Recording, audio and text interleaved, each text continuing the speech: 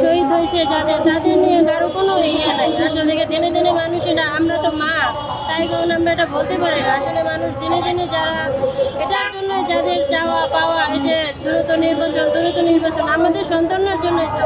একবারও তো তাদের মুখে সেটার জন্য কোনো আফসোস নেই, সেটার কথা কোনো স্মরণ নেই।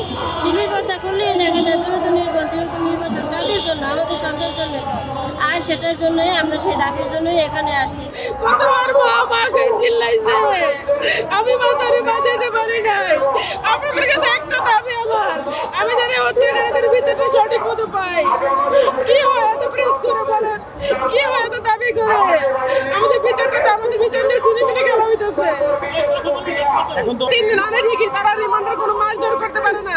তাদের কাছে বলে, জিজ্ঞেস করে, বলে আমরা কিছু করি নাই, ওই পর্যন্তই শেষ হয়ে যায়। 3 দিনের রিমান্ড, 3 দিন রিমান্ড হলে ওরা ভিডিও ফুটেজ আছে, তারা বলে আমরা নাই। পুলিশ দেখতেছে যে তারা আছে, সবাই দেখতেছে আছে, সেটা নাকি ফরেনসিক করা লাগে। তারা সিনেমিনে খেলতেছে এগুলো নিয়ে। জুলাই ফাউন্ডেশন শুধু তারা কিছু অর্থ বিনিময় করছে, তারা তো আমাদের বিচারটা করে দিতেছে না। তারা আমাদের কোনো পরিবারের কোনো কাগজপত্র ঠিক করে দিতেছে না। আমাদের যত সুবিধা অসুবিধা আমাদের মতো করে কেউ ভাবে না। তাই আমরা চাইছি যেন আমাদের একজনের পাশে আরেকজন থাকতে পারি। আজকে আমিও মর্ম হতো, আরেকটা ভাইও মর্ম হতো, আরেকটা মাও মর্ম হতো। সে তার হৃদয়ের কথাগুলো আপনাদের কাছে বলতেছে না। আর আপনাদের প্রেসগুলো কি করে জানেন? যারা হাইলাইট হয়েছে তাদেরকে আবার ডাকে।